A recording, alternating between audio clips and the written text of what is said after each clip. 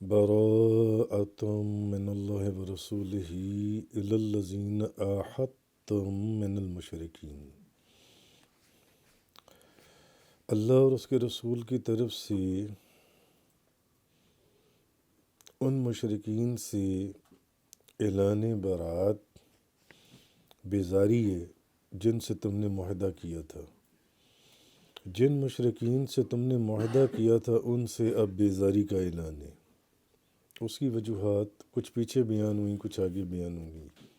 فَسِیحُوا فِی الْأَرْضِ أَرْبَعَةَ أَشْہُرٍ وَاعْلَمُوا أَنَّکُمْ غَیْرُ مُعْجِزِی اللہ۔ سو اے مشرکو، اب تم صرف 4 مہینے آزادی سے چل پھر لو، اور یقین رکھو کہ تم اللہ کو عاجز نہیں کر سکتے۔ وَأَنَّ اللَّهَ مُخْزِي الْکَافِرِینَ، اور یہ کہ اللہ کافروں کو رسوا کرنے والا ہے۔ وَأَذَانٌ مِّنَ اللَّهِ وَرَسُولِهِ إِلَى النَّاسِ يَوْمَ الْحَجِّ الْأَكْبَرِ، اور سب لوگوں کو اللہ اور اس کے رسول کی طرف سے اعلان ہے کہ حج اکبر کے دن ان اللہ بریء من المشرکین ورسولہ، اللہ مشرکین سے بری و ذمہ ہے، بیزار ہے، اور اس کا رسول بھی۔ فَإِن تُبْتُمْ فَهُوَ خَيْرٌ لَكُمْ، بس اگر تم توبہ کر لو تو وہ تو تمہارے لیے بہتر ہے، وَإِن تَوَلَّيْتُمْ فَاعْلَمُوا أَنَّكُمْ غَيْرُ مُعْجِزِی اللہ، اور اگر تم اعراض کرتے ہو تو تم یقین رکھو کہ تم اللہ کو عاجز کرنے والے نہیں ہو۔ وَبَشِّرِ الَّذِینَ كَفَرُوا بِعَذَابٍ عَلِیمٍ، اور آپ کافروں کو دردناک عذاب کی خوشخبری دیجیے۔ خوشخبری کس کی؟ دردناک عذاب کی۔ تو یہ سورۃ التوبہ کی 3 آیات جو سی ہیں میں نے آپ کے سامنے تلاوت کی جلسی میں۔ اچھا، مگر اس کا بیان شروع کرنے سے پہلے سورۃ التوبہ کے متعلق کہ اس سورت کا جو نام ہے وہ سورۃ التوبہ بھی ہے اور بے شمار نام ہے، اور سورۃ البراءہ بھی ہے۔ تو اس سورت کا نام توبہ اس لیے ہے کہ اس سورت میں اللہ تعالیٰ نے مومنوں کی توبہ قبول کرنے کا ذکر فرمایا ہے، خصوصاً حضرت کعب بن مالک، حلال بن امیہ اور مرارہ بن ربیع رضی اللہ تعالیٰ عنہم، ان 3 صحابہ کرام کی توبہ قبول کرنے کا ذکر فرمایا ہے، جس کا ذکر آگے جا کے اسی صورت کے اندر آئے گا۔ اور اس صورت کو جو فرمایا گیا براءۃ من اللہ ورسولہ، یعنی سورہ البراءہ، یعنی اس کا مطلب ہے کسی سے بری اور بیزار ہونا۔ یعنی اللہ تعالیٰ نے اس صورت کے آغاز شروع میں یہ فرما دیا کہ اللہ اور اس کا رسول مشرکین سے بری بھی ہیں اور بیزار بھی ہیں، مشرکین سے بیزار ہیں۔ تو امام طبرانی جو ہیں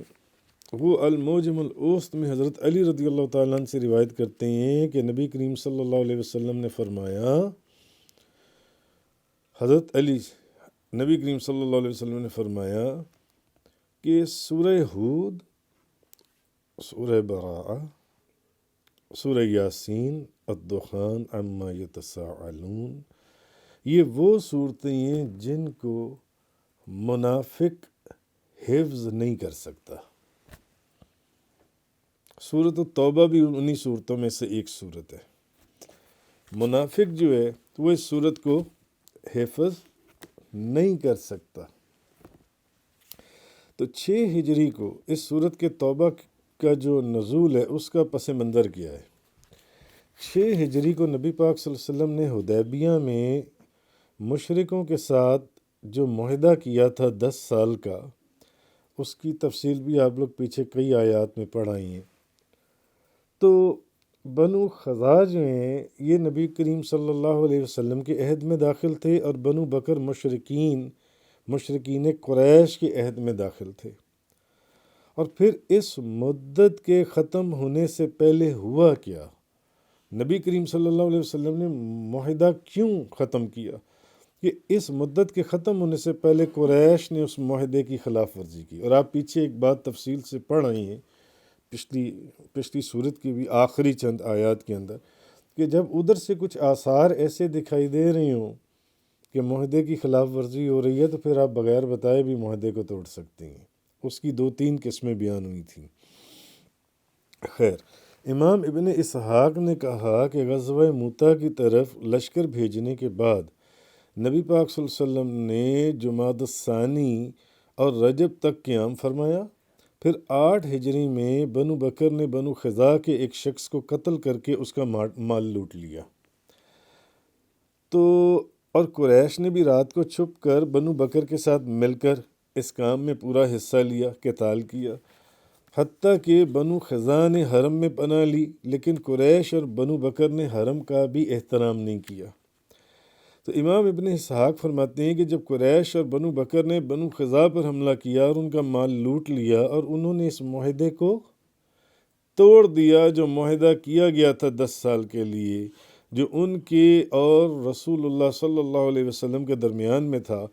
تب عمر بن سالم الخزاعی اور بنو کعب کا ایک شخص نبی پاک صلی اللہ علیہ وسلم کی خدمت میں مدینہ منورہ گئے۔ یہ دونوں بندے وہاں گئے اور حضور کی خدمت میں حاضر۔ حضور نے فرمایا، عمر بن سالم، تمہاری امداد تو کر دی گئی ہے۔ تو پھر رسول اللہ صلی اللہ علیہ وسلم نے مسلمانوں کو جنگ کی تیاری کا حکم دیا۔ معاہدہ تو انہوں نے توڑ دیا تھا، جو معاہدہ ہوا تھا کہ ہم ایسی کوئی حرکت نہیں کریں گے، تو اب اس کا پھر آگے سے ریئیکشن تو آنا ہی تھا، یا جو معاہدے کے قاعدے اور قوانین تھے اس کے مطابق۔ تو نبی پاک صلی اللہ علیہ وسلم نے مسلمانوں کو جنگ کی تیاری کا حکم دیا، اور 8 ہجری میں مکہ فتح کر لیا۔ پھر 8 ہجری میں ہی نبی پاک صلی اللہ علیہ وسلم نے 20 سے زیادہ راتوں میں طائف کا محاصرہ کیا، اور ان سے بھی زبردست جنگ ہوئی، قتال ہوا، تیروں اور منجنیق سے ان پر حملہ کیا گیا، زبردست جنگ تھی، اور پھر طائف کو بھی فتح کر لیا گیا۔ پھر نبی کریم صلی اللہ علیہ وسلم 9 ہجری میں غزوہ تبوک کے لیے تشریف لے گئے، اور یہ غزوہ آپ کا آخری غزوہ تھا نبی پاک صلی اللہ علیہ وسلم کا، اور سورۃ التوبہ کی آخری آیات اسی غزوے میں نازل ہوئی تھیں، غزوہ تبوک کے اندر۔ تو غزوہ تبوک سے واپسی کے بعد نبی پاک صلی اللہ علیہ وسلم نے حج کا ارادہ کیا۔ نبی پاک صلی اللہ علیہ وسلم نے حج کا ارادہ کیا۔ پھر آپ نے خیال فرمایا کہ اپنی عادت کے مطابق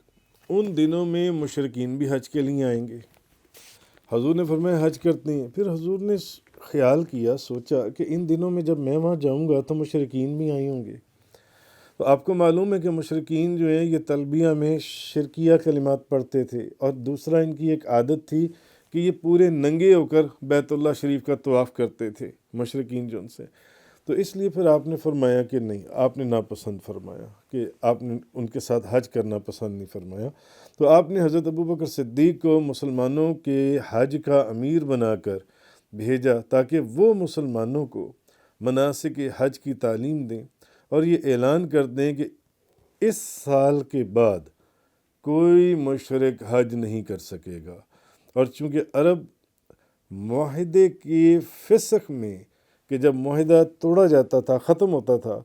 اصل شخص کی بات کا اعتبار کرتے تھے، یا پھر اس اصل شخص کا کوئی رشتہ دار اس کو اناؤنس کرے کہ اب ہم اس معاہدے کو ختم کر رہے ہیں، تو تب وہ سمجھتے تھے، عرب کی ایک رسم و رواج میں تھا کہ اب یہ جو ایگریمنٹ ہے یہ ختم ہو گیا، یا تو وہ اصل بندہ جس سے وہ معاہدہ کیا گیا تھا یہ ان کے رسم و رواج میں تھا، یا اس بندے کا کوئی رشتہ دار اس کو اناؤنس کرے۔ لیکن نبی پاک صلی اللہ علیہ وسلم نے پہلے کس کو بھیجا؟ حضرت ابوبکر صدیق رضی اللہ تعالی عنہ کو۔ تو پھر اس لیے پھر حضور نے، چونکہ عرب کا یہ ایک رسم و رواج تھا، تو پھر حضور نے کیا کیا کہ حضرت ابو بکر کے پیچھے حضرت علی کو بھیجا تاکہ وہ اعلان کریں کہ اب اللہ اور اس کا رسول مشرکوں سے بری ہیں اور حدیبیہ کا معاہدہ اب ختم ہو چکا ہے۔ تو حضرت ابو ہریرہ رضی اللہ تعالیٰ عنہ، اب بخاری شریف کی حدیث ہے کہ بیان کرتے ہیں کہ مجھے اور حضرت ابو بکر صدیق کو اس میں بھیجا، فرماتے ہیں کہ مجھے، اور ہم منی میں یہ اعلان کرنے والے تھے کہ اس سال کے بعد کوئی مشرک حج نہیں کرے گا اور نہ کوئی ننگے ہو کر برہنہ حالت میں بیت اللہ کا طواف کرے گا۔ تو حمید بن عبد الرحمن کہتے ہیں کہ بعد میں نبی کریم صلی اللہ علیہ وسلم نے حضرت علی کو بھیجا اور ان کو یہ حکم دیا کہ وہ براعت کا اعلان کر دیں۔ حضرت ابو ہریرہ نے کہا کہ پھر حضرت علی نے ہمارے ساتھ قربانی کے دن منی والوں میں اعلان کیا کہ اس سال کے بعد نہ تو آج کے بعد کبھی کوئی مشرک خانہ کعبہ کا طواف کر سکے گا بیت اللہ شریف کا، اور نہ ہی برہنہ حالت میں طواف کر سکے گا، دونوں صورتوں کے اندر۔ تو پہلے حضرت ابو بکر صدیق کو بھیجنے کے بعد جب حضور نے یہ سمجھا کہ نہیں، عرب کے رسم و رواج کے مطابق یا تو جس بندے کے ساتھ ایگریمنٹ کیا گیا تھا وہ بندہ جون سا وہ خود اس کو اناؤنس کرے اس ایگریمنٹ کو ختم کرنے کا، یا پھر ان کا کوئی رشتہ دار، تو پھر حضور نے حضرت ابو بکر صدیق کے پیچھے فوراً کس کو بھیجا؟ حضرت علی کرم اللہ تعالیٰ وجہ الکریم کو بھیجا کہ اب آپ جائیے اور اس کا جن سے اعلان فرمائیے۔ تو خیر، یہ جو صورت ہے، نبی کریم صلی اللہ علیہ وسلم نے وحی سے مطلع ہو کر، اطلاع پا کر خود یہ ارشاد فرمایا تھا کہ اس صورت کو سورۃ الانفال کے بعد رکھا جائے، اور خود کیونکہ اس صورت کے اندر جو ہے، اس صورت کی ابتدا بسم اللہ الرحمن الرحیم سے نہیں کی گئی۔ یہ قرآن کی واحد صورت ہے جس کے شروع میں بسم اللہ الرحمن الرحیم نہیں ہے۔ اب اس کی بڑی بہت تفصیلی بحث ہے، اس بحث میں ہم نہیں جاتے، وہ تفسیروں کے اندر موجود ہے، وہ آپ وہاں دیکھ سکتی ہیں، پڑھ سکتی ہیں۔ تو بہرحال تفسیر کبیر وغیرہ کے اندر امام فخر الدین رازی رحمۃ اللہ علیہ اور جو مفسرین ہیں وہ فرماتی ہیں کہ نبی پاک صلی اللہ علیہ وسلم کو وحی کے ذریعے اس چیز کی اطلاع دی گئی تھی، تو آپ نے اس صورت کو سورۃ الانفال کے بعد رکھا تھا، اور خود نبی کریم صلی اللہ علیہ وسلم کو جو وحی کے ذریعے اس کی اطلاع دی گئی تھی، آپ نے اس صورت کی ابتدا میں بسم اللہ الرحمن الرحیم کو نہ لکھنے کا حکم فرمایا تھا کہ اس صورت سے پہلے بسم اللہ الرحمن الرحیم نہیں لکھنی۔ تو حضرت عبداللہ بن عباس رضی اللہ تعالیٰ عنہما بیان کرتے ہیں کہ میں نے حضرت علی کرم اللہ تعالیٰ وجہ الکریم سے پوچھا کہ یہ جو سورہ البراءہ ہے، سورۃ توبہ، اس کی ابتدا میں بسم اللہ الرحمن الرحیم کیوں نہیں لکھی گئی؟ تو انہوں نے فرمایا اس لیے بسم اللہ الرحمن اس لیے نہیں لکھی گئی کہ بسم اللہ الرحمن الرحیم امان ہے، رحمت ہے، اور یہ جو سورۃ التوبہ ہے یہ سورت تلوار سے مارنے کی آیات کے اوپر مشتمل ہے۔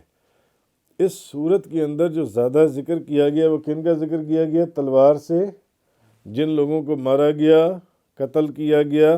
اس صورت میں زیادہ ان لوگوں کا ذکر کیا گیا۔ انہوں نے فرمایا کہ اس لیے اس میں امان نہیں ہے جون سا، تو اس لیے تو، اور بسم اللہ الرحمن الرحیم جو ہے وہ امان ہے، اس لیے اس بسم اللہ الرحمن الرحیم کو اس سے پہلے نہیں لکھا گیا۔ لیکن امام فخر الدین رازی وغیرہ نے کہا کہ اس طرح کی تو بے شمار جسٹیفیکیشنز مختلف مفسرین نے، مختلف قول ہیں ان کے، اس کی تفصیل میں جائیں گے، جیسے یہ ایک میں نے آپ کے سامنے رکھ دی ہے مثال کے طور پر۔ اصل چیز یہی ہے کہ امام فخر الدین رازی فرماتے ہیں کہ نبی کریم صلی اللہ علیہ وسلم نے وحی سے اطلاع پا کر وحی کے ذریعے آپ کو فرمایا گیا تھا، تو آپ نے اس کے شروع کے اندر بسم اللہ الرحمن الرحیم جو ہے کو نہ لکھنے کا حکم فرمایا تھا، آپ کے حکم کے مطابق نہیں لکھی گئی۔ اسی لیے آج تک آپ دیکھیں کہ بسم اللہ الرحمن، قرآن کریم آپ جون سا بھی کھولیں اس میں اس صورت سے پہلے آپ کو بسم اللہ الرحمن الرحیم نہیں ملے گی۔ اچھا، اب یہ جو 3 آیات میں نے آپ کے سامنے تلاوت کی، اللہ اور اس کے رسول کی طرف سے ان مشرکین سے اعلان براعت، بیزاری ہے جن سے تم نے معاہدہ کیا تھا۔ اب اسی طرف آ جاتے ہیں اصل بات کی طرف۔ سو اے مشرکو، اب تم صرف 4 ماہ آزادی سے چل پھر لو، اور یقین رکھو کہ تم اللہ کو عاجز نہیں کر سکتے، اور یہ کہ اللہ کافروں کو رسوا کرنے والا ہے۔ اب 4 مہینے کی اجازت ہے اور اللہ تعالیٰ کافروں کو رسوا کرنے والا ہے، اللہ کو تم عاجز نہیں کر سکتے، 4 مہینے کی اجازت ہے جو ان سے، تو اللہ اور اس کے رسول کی طرف سے اب ان سے بیزاری کا اعلان کر دیا گیا جن سے۔ تو اب دو فریق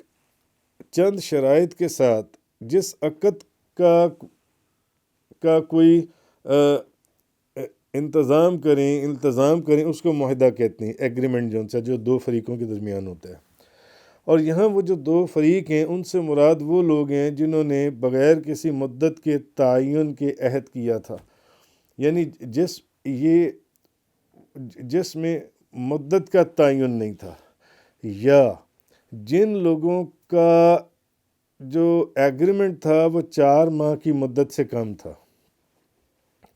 ایگریمنٹ پیریڈ جو تھا وہ 4 ماہ کی مدت سے کم تھا، ان دونوں کو 4 ماہ مکمل کرنے کی مہلت دی گئی۔ ایک جن سے مدت کا تعین نہیں کیا گیا تھا اور ایک جن کا 4 ماہ سے کم تھا، تو ان کو تو 4 ماہ کی اجازت دے دی گئی، ان مشرکین کو کہ لو بھی تمہیں تو 4 مہینے کی اجازت ہے۔ اور جن لوگوں کا عہد 4 ماہ سے زیادہ کی مدت کے لیے تھا، اور حدیبیہ میں مشرکین سے 10 سال کی مدت کے لیے معاہدہ کیا گیا تھا، تو 4 ماہ سے زیادہ ہو گیا نا، ان سے ایگریمنٹ کتنا کیا گیا؟ 10 سال کا۔ تو جن کا اب یہ تیسری کیٹیگری ہے کہ تیسری کیٹیگری کیا ہے؟ جن سے 4 ماہ کی مدت سے زیادہ کا ایگریمنٹ کیا گیا تھا لیکن انہوں نے عہد کی خلاف ورزی کی، تو ان کو بھی 4 ماہ کی مہلت دے دی گئی، بس بھلے جتنا مرضی ٹائم پڑا، 4 مہینے باقی ہیں اب جن سے۔ اور جن لوگوں نے عہد کی پابندی کی اور ان کے ساتھ ان آیتوں میں مدت عہد کو، ان کو صرف مدت عہد جو اس کو پورا کرنے کا حکم دیا گیا جن سے۔ تو خیر، اب مراد یہ ہے کہ جن لوگوں سے بغیر تعین مدت کے عہد کیا گیا تھا یا جن سے 4 ماہ سے کم مدت کا عہد تھا، ان لوگوں کو اس مدت میں امان کے ساتھ زمین میں چلنے کی مہلت ہے، 4 مہینے دے دیے گئے ان کو۔ اب اس مدت کی ابتدا جو ہے وہ مختلف اقوال ہیں، زہری کے قول کے مطابق شوال 9 ہجری سے ہوئی، کیونکہ سورۃ التوبہ شوال میں نازل ہوئی تھی، اور پھر 4 ماہ کے بعد تمہارے لیے امان نہیں ہوگی، امان ختم ہو جائے گی۔ سیاحت کے معنی فسیحوا فی الارض، سیاحت کے معنی زمین میں آزادی کے ساتھ چلنے کی ہیں، پھر امان نہیں ہوگی۔ یہ چیز جو سی ہے یہ فرمائی جا رہی ہے۔ اچھا، اب آگے یہ کہ امام ابو جعفر محمد بن جریر طبری وہ لکھتے ہیں کہ اس آیت میں ان مشرکین کو 4 ماہ کی مہلت دی گئی ہے جنہوں نے معاہدہ حدیبیہ کی خلاف ورزی کی تھی، جنہوں نے معاہدہ حدیبیہ کی خلاف، اب یہ بھی اس کیٹیگری کا بھی تو ذکر گزرا ہے نا، جن کی مدت 4 ماہ سے زیادہ تھی لیکن انہوں نے معاہدے کی خلاف ورزی کی تھی، تو ان کو بھی 4 ماہ کے اوپر مقید کر دیا گیا، چلو آ جاؤ ادھر اب اللہ اور اس کے رسول کی طرف۔ اور جن لوگوں نے معاہدے کی خلاف ورزی نہیں کی، ان کی مدت پوری ہونے تک ان کو امان دینے کا حکم دیا، جن کی ایسا نہیں تھا۔ اس کی تھوڑی سی تفصیل اگر آپ ریکال کریں تو آپ کو یاد آئے گا، پچھلی سورۃ الانفال کے آخری 1-2 رکوعوں کے اندر اس کا ذکر گزرا تھا جن سے۔ تو اب حضرت ابو ہریرہ رضی اللہ تعالیٰ عنہ بیان کرتے ہیں، سنن نسائی شریف کی حدیث ہے کہ جب اللہ کے رسول نے حضرت علی کو اہل مکہ کی طرف اعلان کرنے کے لیے بھیجا تھا تو میں ان کے ساتھ تھا۔ کون؟ حضرت ابو ہریرہ۔ تو ان کے بیٹے نے پوچھا، آپ لوگ کیا اعلان کیا کرتے تھے؟ تو ان کا ہم یہ اعلان کرتے تھے کہ مومن کے سوا کوئی جنت میں داخل نہیں ہوگا، اور کوئی شخص بیت اللہ کا برہنہ یعنی ننگے طواف نہیں کرے گا، اور جس شخص کا اللہ کے رسول کے ساتھ کوئی معاہدہ تھا اس کی انتہائی مدت 4 مہینے، بس 4 مہینے کی مدت ہے، اور جب 4 مہینے گزر جائیں گے تو اللہ اور اس کا رسول مشرکین سے بری الذمہ ہیں۔ اور اس سال کے بعد، آج کے بعد یعنی اس سال کے بعد اب کوئی بندہ کوئی مشرک حج نہیں کرے گا۔ بس میں یہ اعلان کرتا رہا جس کا مجھے نبی پاک صلی اللہ علیہ وسلم نے حکم دیا تھا کہ وہاں جا کر یہ اعلان کر دو، یہاں تک کہ میری آواز بیٹھ گئی، میری آواز کی تیزی جون سی ہے وہ ختم ہو گئی، میری آواز کی تیزی جون سی ہے۔ تو سورۃ التوبہ کی ابتدائی آیات میں یہ جو شروع کی آیات میں نے آپ کے سامنے بیان کی آگے آ رہی ہیں، دو ٹوک الفاظ کے اندر یہ اللہ تعالیٰ نے مشرکین سے مسلمانوں کے کیے ہوئے معاہدے کو فسخ کرنے کا اعلان فرما دیا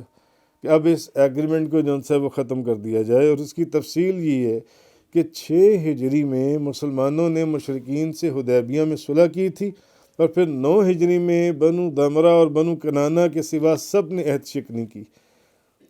ان 2 قبیلوں کو چھوڑ کر باقی سب لوگوں نے اس ایگریمنٹ کو توڑ دیا. تب مسلمانوں کو یہ حکم دیا گیا کہ وہ مشرکین سے کیے ہوئے معاہدے سے بری الذمہ ہو جائیں، اور ان کو 4 ماہ کی مہلت دے دی گئی کہ 4 ماہ کی مہلت ہے، اس کے بعد ختم ہے سارا معاملہ. اب اللہ اور اس کا رسول تمہیں دیکھیں گے جیسے پہلے دیکھ رہے ہیں، مگر اب تمہارے خاتمے کا وقت ہے اور اب مکہ فتح ہوگا. مہلت دی تو اور اس کے بعد یہ حکم دیا گیا کہ اگر مشرکین اسلام قبول کر لیں تب تو ٹھیک ہے، ورنہ اب حکم یہ ہے کہ ان کو قتل کر دیں. آپ فوراً اب ان کو قتل کر دیا جائے. اچھا، مشرکین جو ہیں جنہوں نے ایگریمنٹ کو توڑا تھا وہ اس انتظار میں تھے کہ روم اور ایران کی طرف سے مسلمانوں پر حملہ کر دیا جائے. تو پہلا تو ان کا خیال یہ تھا کہ اگر روم اور ایران نے ان کے اوپر حملہ کر دیا صحابہ کرام کی طرف، مسلمانوں کی طرف، نبی کریم صلی اللہ علیہ وسلم، تو بس پھر مسلمانوں کا خاتمہ ہو جائے گا. اور دوسرا ان کا ارادہ یہ بھی تھا کہ جب وہ روم اور ایران نے ان کے اوپر حملہ کر دیا تو اس دوران وہ بھی مسلمانوں کے اوپر حملہ کر کے مسلمانوں کو سخت تکلیف اور سخت پریشانی کے یعنی ان کا خیال تھا کہ ہم خاتمہ کر دیں گے مسلمانوں کا. کیوں؟ اس وقت پھر ان کو پہلے یقین تھا کہ اگر روم اور ایران آ گئے تو پھر تو بس ان کا خاتمہ ہے، تو پھر ہمیں تو کھلی چھٹی ہے. ابھی تو وہ پھر بھی اندر کھاتے سارے ایگریمنٹ توڑ رہے تھے نا، اور یہ منافقت کر رہے تھے اور دشمنوں کے ساتھ مل کر مسلمانوں کو نقصان پہنچا رہے تھے. لیکن ہوا کیا، اللہ اور اس کے رسول نے اس وقت کے آنے سے پہلے ہی ان کی بساط انہی پر الٹ دی. اس کی تفصیل بھی آپ آگے ڈیٹیل سے پڑھیں گے کیسے کیا ہوا.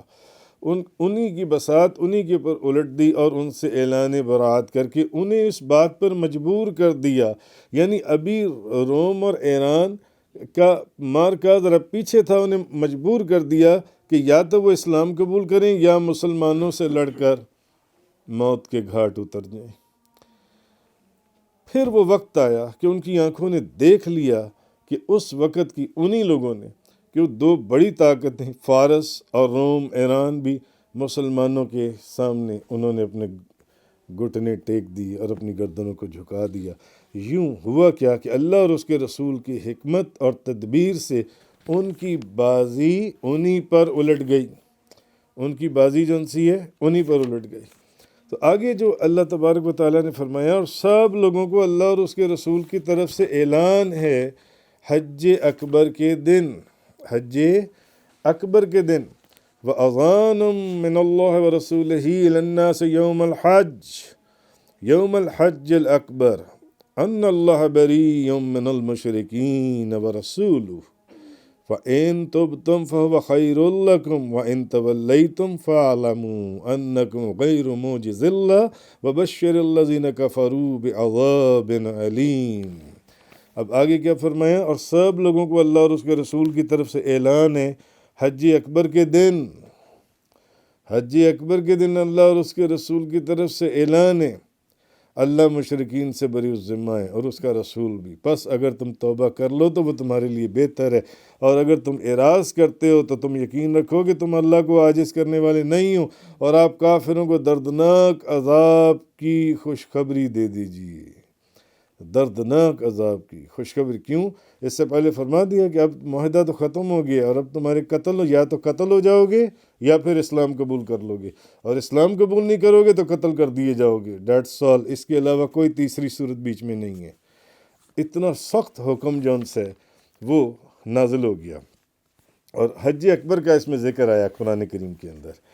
تو اب حج اکبر، حج کا معنی لغت میں، حج کا مطلب کیا ہے؟ زیارت کا قصد کرنا، زیارت کا ارادہ کرنا، اور اصطلاح شرع میں بیت اللہ کی زیارت کا قصد کرنا ہے. یہ حج کا جون سا مطلب ہے. اور 9 ذی الحج کو احرام باندھے ہوئے میدان عرفات میں وقوف کرنا،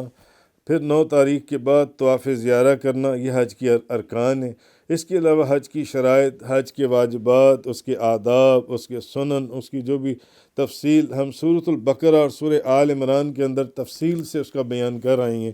یہ سارا کچھ حج ہے۔ تو جیسے سورۃ الانفال میں اللہ تعالیٰ نے فرمایا کہ اور اگر آپ کسی قوم سے عہد شکنی کرنے کا خطرہ محسوس کریں تو ان کا عہد ان کی طرف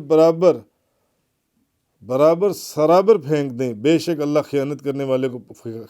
والوں کو پسند نہیں کرتا۔ تو اس لیے حج اکبر والے دن اس بات کے اعلان کرنے کا حکم دے دیا گیا کہ اب اللہ اور اس کا رسول ان خیانت کرنے والوں اور ان بے ایمانوں اور ان منافقوں اور یہ جو مشرکین ہیں، یہ جو حرکتیں کر رہے ہیں، اب ان سے وہ بری ہیں، وہ بیزار ہو گئے ہیں وہ جن سے، اس سے آگے فرمایا یعنی کہ اس کے بعد اللہ تعالیٰ نے یہ جو فرمایا، تو حج اکبر کے اندر اب مختلف اقوال ہیں۔ امام عبدالرزاق جو ہیں وہ اپنی سند کے ساتھ روایت کرتے ہیں کہ حسن اس آیت کی تفسیر میں بیان کرتے ہیں، جس سال حضرت ابو بکر صدیق نے حج کیا تھا اس میں مسلمان اور مشرکین جمع تھے۔ جس سال حضرت ابو بکر صدیق نے حج کیا تھا اس میں تو مسلمان بھی تھے اور مشرکین بھی تھے، اور اسی دن یہود اور نصارہ کی عید بھی تھی، اس لیے اس حج کو حج اکبر فرمایا گیا۔ اچھا، حارث حضرت علی سے اور معمر زہری سے روایت کرتے ہیں یوم النحر قربانی کا دن حج اکبر ہے، اور ابو اسحاق بیان کرتے ہیں کہ میں نے حضرت عبداللہ بن شداد رضی اللہ تعالیٰ عنہ سے حج اکبر اور حج اصغر کے متعلق پوچھا تو انہوں نے کہا کہ حج اکبر تو یوم النحر ہے اور حج اصغر عمرہ ہے۔ تو ملا علی بن سلطان محمد القاری لکھتی ہیں کہ خلاصہ یہ ہے کہ یوم حج اکبر کے متعلق 4 قول ہیں۔ ایک قول یہ ہے کہ حج اکبر یوم عرفہ ہے، دوسرا قول یہ ہے کہ حج اکبر یوم النحر ہے، تیسرا قربانی کا دن، تیسرا قول یہ ہے کہ حج اکبر طواف زیارہ والا دن ہے، چوتھا قول یہ ہے کہ حج کے تمام ایام یوم حج اکبر ہیں جن سے۔ تو بہرحال جب یوم عرفہ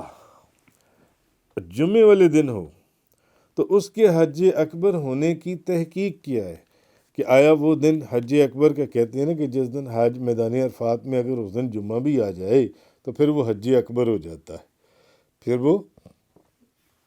تو احادیث اور آثار صحابہ میں مختلف ایام پر حج اکبر کا اطلاق آیا ہے، اور کسی دن کے حج اکبر ہونے پر اتفاق نہیں ہے کہ سب کا اتفاق ہو، وہ جو اختلاف آیا ہے اس میں سب کا اتفاق ہو کہ یہ حج اکبر ہے۔ مگر عوام الناس کے اندر ایک بات مشہور ہے، جیسے میں نے آپ سے ابھی ایک بات کہی کہ جب جمعے والے دن یوم عرفہ ہو تو حج اکبر آ گیا، حج اکبر آ گیا۔ تو اس کے ثبوت میں مفسرین لکھتے ہیں کہ گو کہ کوئی حدیث تو نہیں ہے اس کے ثبوت کے اندر، اس بات کے اندر، مگر بکثرت دلائل شرعیہ سے اس دن کا حج اکبر ہونا ثابت ہے،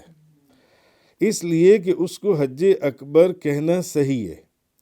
اور یہ بھی صحیح ہے کہ جس سال جمعے کے دن یوم عرفہ ہو اس سال کے حج کا ثواب 70 حج سے زیادہ ہوتا ہے۔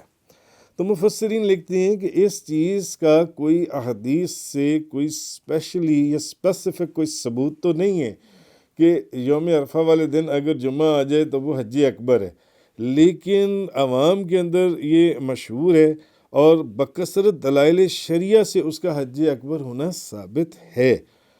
گو کہ اس کے متعلق کوئی اسپیسیفک کوئی حدیث کہ ہاں واقعی حج اکبر ہے ویسا نہیں، لیکن دلائل شرعیہ سے اس کا حج اکبر ہونا وہ ثابت ہے، اس لیے اس کو حج اکبر کہنا صحیح ہے کہ جب آپ میدان عرفات میں اور جمعے کا دن آ جائے یوم عرفہ تو آپ اس کو کہہ دیں گے جناب یہ آج حج اکبر ہے، تو یہ صحیح ہے۔ تو جس سال جمعے والے دن یوم عرفہ ہو اس سال کے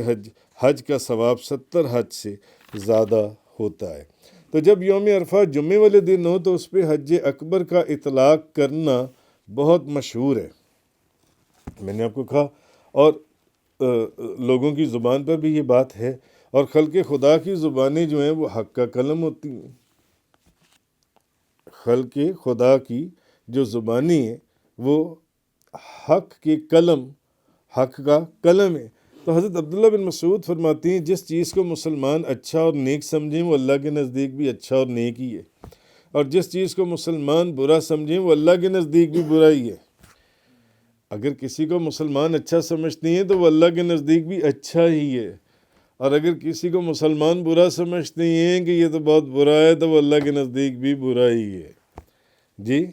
حضرت عبداللہ بن مسعود رضی اللہ تعالی عنہ، مسند امام احمد، وہ فرما رہے ہیں۔ تو امام رزین بن معاویہ وہ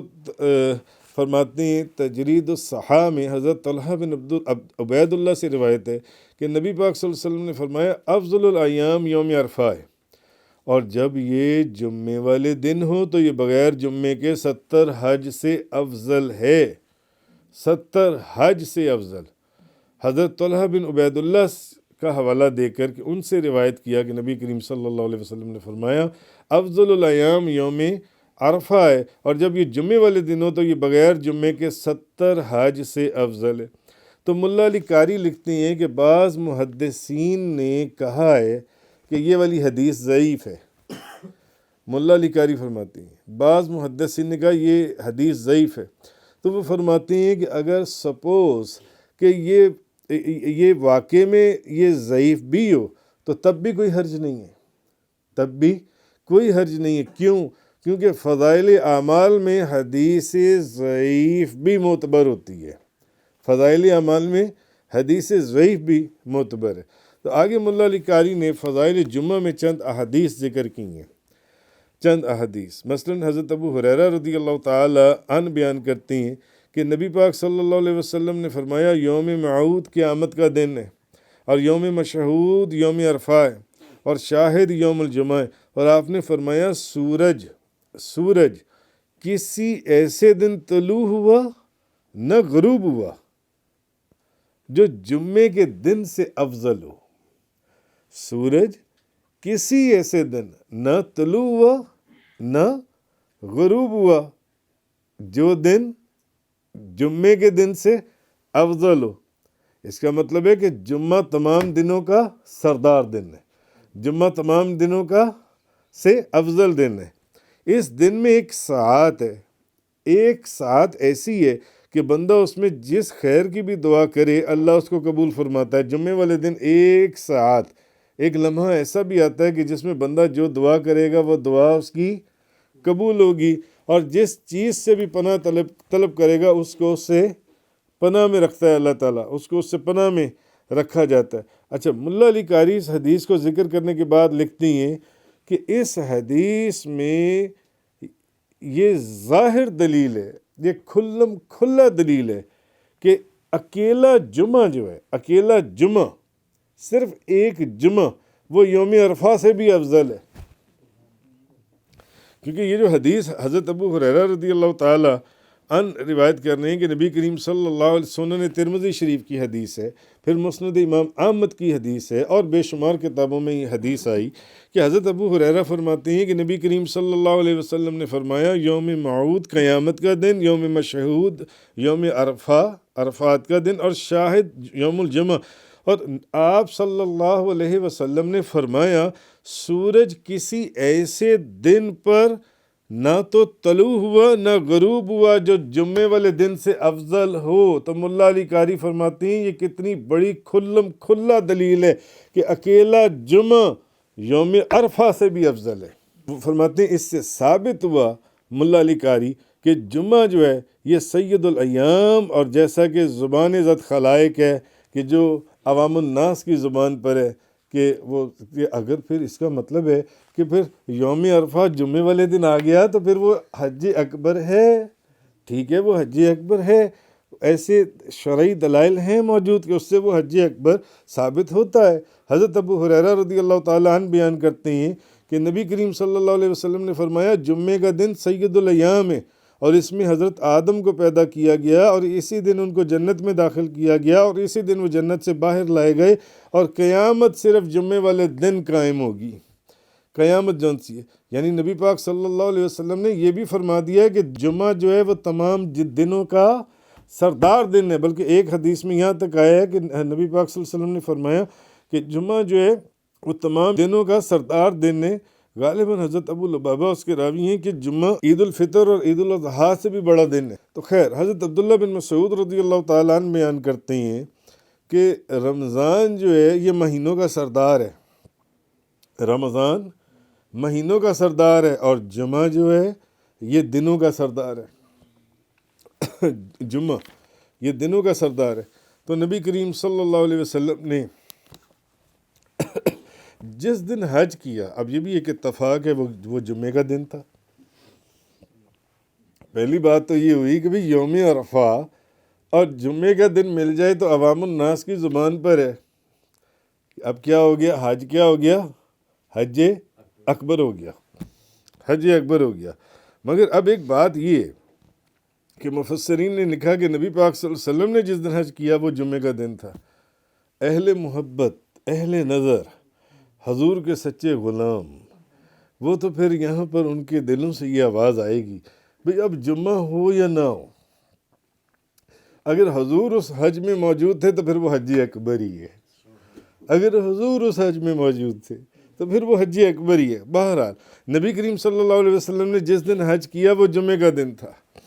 کیونکہ اہل دل اور اہل محبت جو ہیں ان کو صرف محبوب کی ادا یا محبوب کی موجودگی سے مطلب ہے۔ تو وہ جمعے کا دن تھا۔